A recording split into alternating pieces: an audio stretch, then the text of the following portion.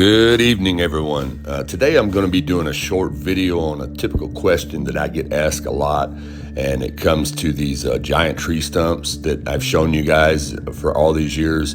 And that question is, who cut down the trees? So I'm going to simply answer that question for all of you today, and I'm going to be using the Holy Bible, the Book of Enoch, and the Book of Giants from the Dead Sea Scrolls.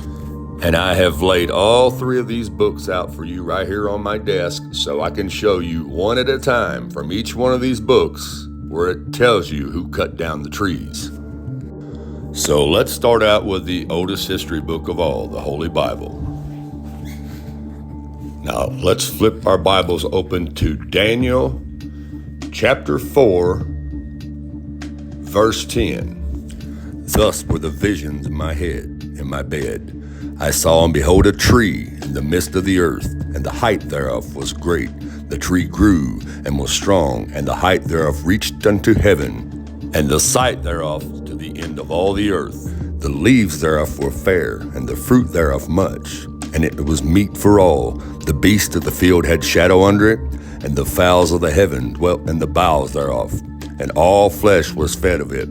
I saw in the visions of my head upon my bed, and behold, a watcher and holy one came down from heaven. He cried out aloud and said, thus, hew down the tree and cut off his branches, shake off his leaves and scatter his fruit. Let the beasts get away from under it, and the fowls from his branches. Nevertheless, leave the stump of his roots in the earth, even with a band of iron and brass, and the tender grass of the field, and let it be wet with the dew of heaven. And let his portion be with the beast and the grass of the earth. Now pay attention what that says right there. Nevertheless, leave the stump of his roots in the earth. Now, I'm going to bring you back to that in a few minutes. Now we're going to go over here to the Book of Giants, which is found in the Dead Sea Scrolls. Okay, in the Dead Sea text entitled the Book of Giants, the Nephilim, sons of the fallen angel Semjaza, named as Aya and Oya, experience dream visions in which they visit a world garden and see 200 trees being felled by heavenly angels. Felled means cut down. Now look at that again. 200 trees being felled by heavenly angels. Now remember, this vision is from Semjaza, the fallen angels' sons, which were the Nephilim, the giants. They're having this vision. So we know the giants didn't cut them down. They're telling you right here the angels cut the trees down. Let's move on. Not understanding the purpose of this allegory, they put the subject to the Nephilim council, who appoint one of their number, Mohaweh, to go on their behalf to consult Enoch, who now resides in an earthly paradise. So basically, here you have the Nephilim, the giants are starting to panic. They're wondering why these trees are going to get cut down. So that's why they're going to petition Enoch. Find Enoch, and Enoch's going to explain to them why the trees are getting cut down. You got to remember, these trees are their oxygen, how they breathe, okay? So here we go.